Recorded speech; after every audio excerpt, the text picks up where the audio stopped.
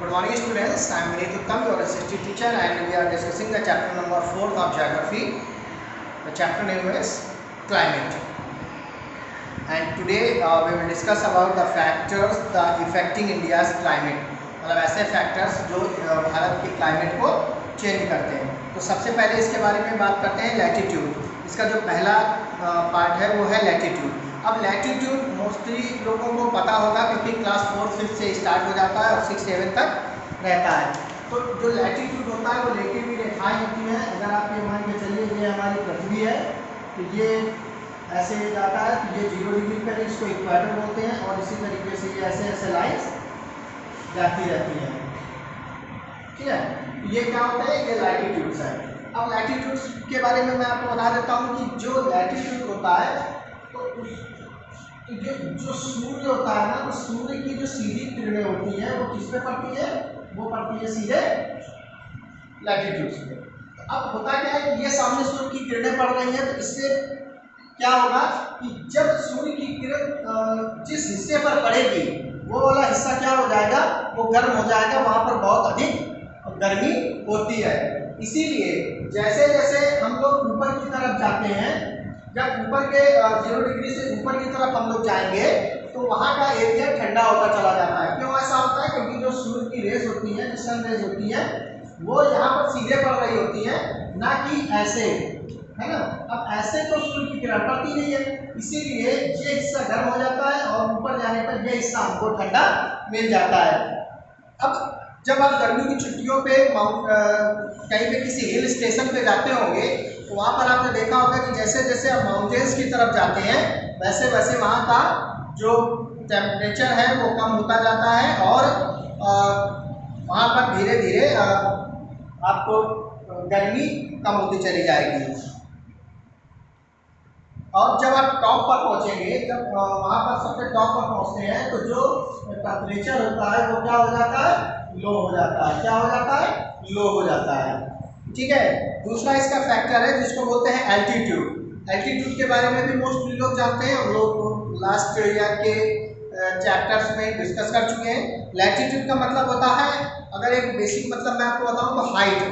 क्या मतलब होता है, हाइट। तो हाइट का मतलब ये हो गया कि जब हम ऊंचाइयों पर जाते हैं, जैसा कि मैंने आपको बताया, तो जैसे जैसे हम लोग ऊंचाइयों पर जाते जाएंगे वैसे वैसे जो टेम्परेचर है वो लो होता चला जाएगा। वैसे वैसे क्या होता चला जाएगा, लो होता चला जाएगा। अब तीसरा जो सबसे मेन का जो फैक्टर है वो है प्रेशर एंड विंड। स्टूडेंट्स, इसको हमको बहुत अच्छे से समझना होगा क्योंकि ये बहुत इंपॉर्टेंट है और मोस्टली लोगों की ये समझ में नहीं आता है। लेकिन आज हम लोग जिस तरीके से इसको समझेंगे, आज के बाद आपको कभी भी इस पार्ट में कोई कंफ्यूजन नहीं होगा। हम लोग समझते हैं कि ये जो प्रेशर होता है और जो विंड होती है ये कैसे इफेक्ट डालती है क्लाइमेट पे। इसका थोड़ा सा मैं आपको फिगर बना के दिखा देता हूँ। अगर आप एग्जाम्पल की तरफ देखें कि अगर ये मान लेते हैं कि ये जो आपका एरिया है ये लैंड का एरिया है और ये जो आपका एरिया है ये कौन सा एरिया है, ये ओशन का एरिया है। हम इस पर लिख लेते हैं, ये एरिया हो गया लैंड और ये ओशन। ठीक है, अब ये लैंड का एरिया है, ये ओशन का एरिया है। अब आप देख रहे हैं कि लैंड और मतलब दोनों जगह पे, चाहे वो लैंड हो चाहे वो ओशन है, यहाँ पर क्या होता है, एयर होती है। क्या होता है, एयर होती है। अब हम लोग यहाँ पर जल्दी जल्दी से यहाँ पर एयर फिल कर देंगे। ये देखिए हम लोगों ने कितनी सारी एयर बढ़ गई है ना। अब ओशन की तरफ भी एयर फिल करेंगे। ये देखिए मैंने बहुत सारी एयर यहाँ पर फिल कर दी।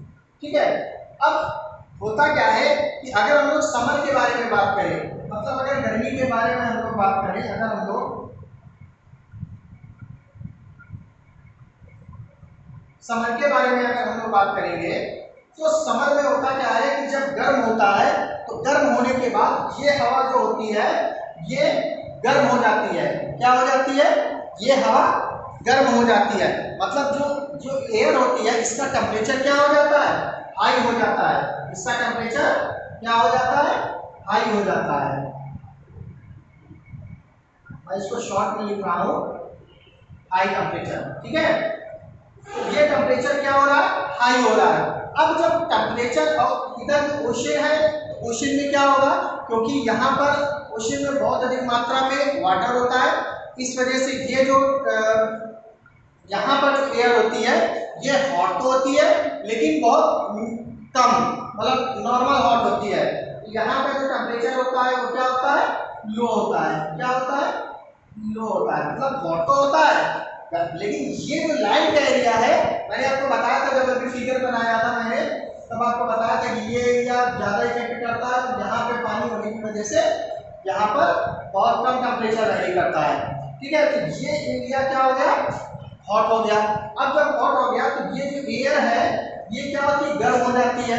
अब जब गर्म होगी तो ये क्या करेगी, गर्म होने के बाद ये ऊपर की तरफ बढ़ेगी। क्या करेगी, ये ऊपर की तरफ बढ़ेगी। अब ये हवा जो हुई ये क्या हुआ, ऊपर की तरफ उठ गई। अब जब हवा ऊपर की तरफ उठ गई तो ये जो हवा जहां पर ये भरी हुई थी, मतलब कि ये वाला हिस्सा आपका, ये वाला हिस्सा अब क्या हो गया, वैक्यूम हो गया। क्या हो गया, वैक्यूम। वैक्यूम मतलब समझते हैं ना, मतलब ये जगह जो है ये खाली हो गई। अब जब ये जगह खाली हो जाएगी तो होगा क्या कि ये यहां पर जो प्रेशर होगा वो क्या हो जाएगा, लो हो जाएगा, क्योंकि टेम्परेचर यहाँ पे हाई हो गया, ये हवा ऊपर हो गई, ये जगह खाली हो गई, तो यहाँ पे प्रेशर क्या हो जाएगा,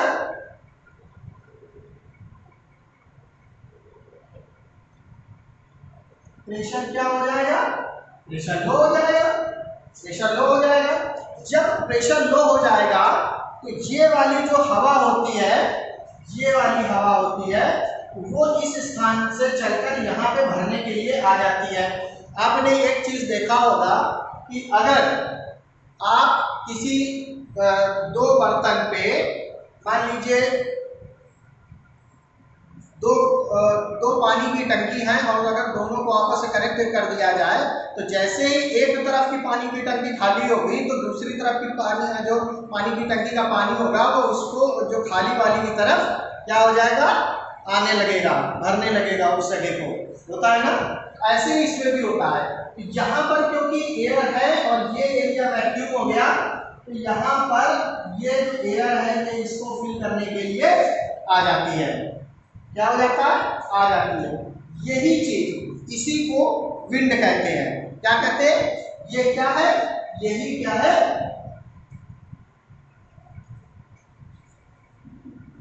यही क्या है, विंड है। अब आपको समझ में आया होगा कि हवा क्या होती है और प्रेशर, मतलब एक सिंपल सा कॉन्सेप्ट है, high temperature low pressure, low temperature high pressure, ठीक है ना। जहां पे टेम्परेचर ज्यादा होगा वहां पे प्रेशर कम होगा, और जहां पे प्रेशर अधिक होगा वहां पे टेम्परेचर कम होगा। So simple is that. छोटा सा एक कॉन्सेप्ट आप समझ लीजिए कि हमेशा हाई टेम्परेचर से लो टेम्परेचर की तरफ ही विंड ब्लो करती है, ठीक है ना। मतलब जो भरी हुई जगह से खाली जगह, ऑब्वियस सी बात है कि जो जहां पर जगह खाली होगी, अब आप ट्रेन पे जाते हो तो जो बोगी भरी होती है उस पर थोड़ी ना बैठते हो, जो खाली होती है उसी की तरफ जाते हैं ना, सिंपल है। तो ये हो गया। अब हम लोग बात करेंगे रेनफॉल के बारे में, तो इसी से हम लोग रेनफॉल को समझ लेंगे, है ना। अब रेनफॉल भी एक मेन फैक्टर है, तो रेनफॉल वर्क कैसे करता है और रेनफॉल कैसे होता है ये हम लोग समझते हैं। होता क्या है कि जब ये लैंड है तो लैंड वाला मैंने आपको बताया कि ये एरिया गर्म हो जाता है, हवा गर्म हो जाती है, गर्म होने के बाद ये ऊपर उठ जाती है। तो यहाँ का जो एयर होती है, यहाँ की एयर में क्या होता है, यहाँ पे एयर में ड्राइनेस होती है। क्या होती है, ड्राइनेस होती है। ड्राइनेस क्यों होती है, क्योंकि यहाँ पर टेम्परेचर अधिक हो जाता है। अब जब टेम्परेचर अधिक हो जाएगा तो ये हवा का मॉइस्चर जो है कम हो जाता है। लेकिन जो ये वाला एरिया है, इस वाले एरिया पे क्या होता है, क्योंकि ये एरिया ओशन में होता है, मतलब समुद्र होता है, पानी होता है, इसकी वजह से ये जो यहाँ पर जो एयर होती है, इस एयर पर वेपर होता है, वाटर वेपर्स होते हैं। क्या होता है,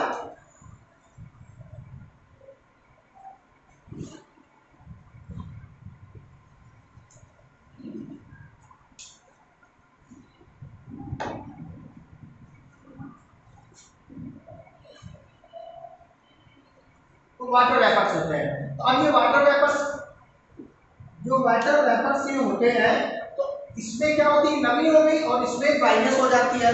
तो जब नमी की वजह से और इधर जब ड्राइनेस होती है, तो ये जो हवा है ना, ये जब इधर की तरफ फिल करती है, मतलब जब इधर की तरफ आती है, तो अपने साथ क्या लेकर आती है, नमी लेकर आती है। क्या लेकर आती है, नमी लेकर आती है। और जब ये नमी लेकर आती है, और यहाँ पर ऑलरेडी यहाँ पर जब गर्मी है, ये क्या करता है, ये वेपर करता है, और वेपर करने के बाद क्लाउड बनाता है, और क्लाउड बनाने के बाद यहाँ पर बारिश होती है। क्या होता है, वेपर होता है, और वेपरेशन के बाद क्या होता है, रेनफॉल होता है।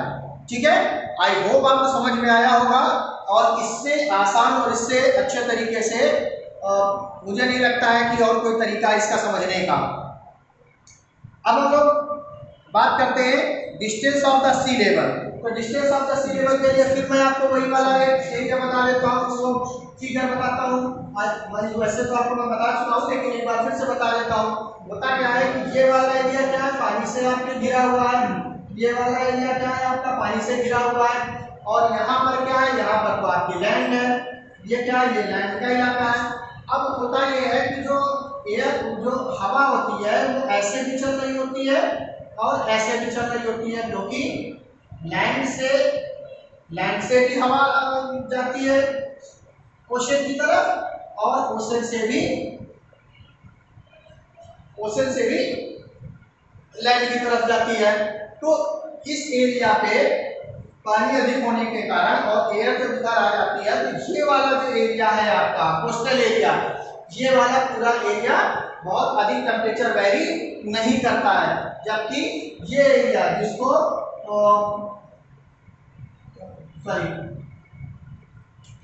कॉन्टिनेंटल क्लाइमेट कहते हैं, ये वाला जो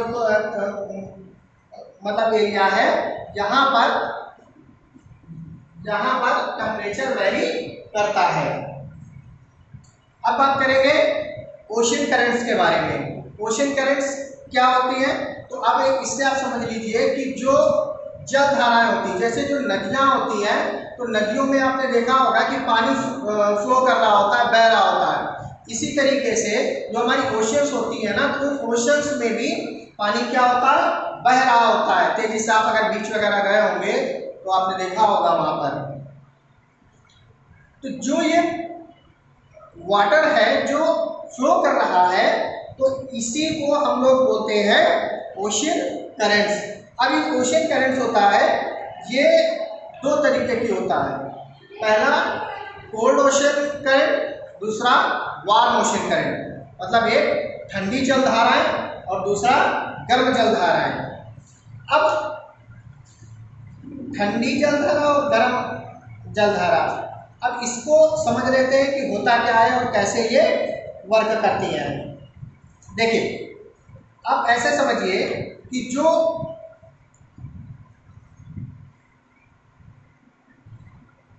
इसको मैं रब कर देता हूं।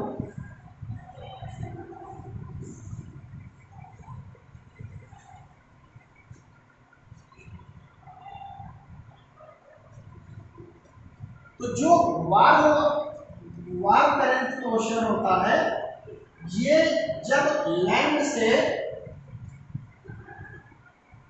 ये लैंड के संपर्क में आता है, जब ये लैंड के क्षेत्र में आता है, उसके संपर्क में आता है, तो क्या हो जाता है, टेम्परेचर इसका हाई हो जाता है।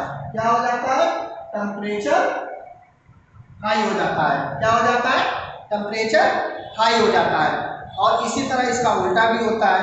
ठीक है, तो क्या होता है, जो वार्म करंट ओशन होता है, जब वो लैंड के संपर्क में आती है, तो टेम्परेचर को क्या कर देती है, हाई कर देती है। टेम्परेचर को क्या कर देती है, हाई कर देती है।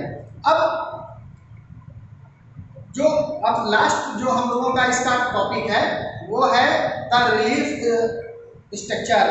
अब ये रिलीफ स्ट्रक्चर में क्या फीचर में होता क्या है कि जैसे अब आप अपनी लैंड के बारे में देखिए, जो हमारी लैंड है वो कैसी है, कहीं पर प्लेन है, कहीं पर ओशियंस है, कहीं पर माउंटेन्स है। मतलब कि अलग अलग जगह पर अलग अलग तरीके से वो डिस्ट्रीब्यूटेड है और मतलब बसी हुई है। तो होता क्या है कि जहां पर भी आप कहीं पे देखिए, कहीं पे हाई माउंटेन्स हो गए, है ना, कहीं पे लो माउंटेन्स हो गया, कहीं पे प्लेन हो जाता है, कहीं पे ओशंस हो गए, इस तरह ये बटाव होता है। तो जब हाई माउंटेन्स की तरफ से